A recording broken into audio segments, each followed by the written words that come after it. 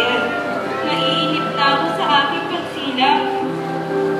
Kumakain na ang aking ina. Pero, bakit ganun? Bakit unti-unting nawawala ang tibok na puso ko? Bakit ang bakit? Inay, anong kinain mo? Bakit ganun?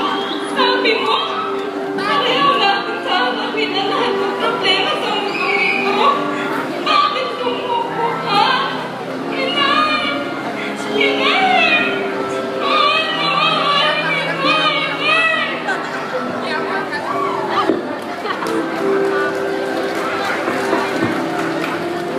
Mga giliw kong manonood, mga hurado, ang talentong inyong nasaksihan ay pagbubukas ng isip ng bawat kabataan na ang bawat buhay na nasa ating sinapupunan ay may karapatang mabuhay sa mundong ito.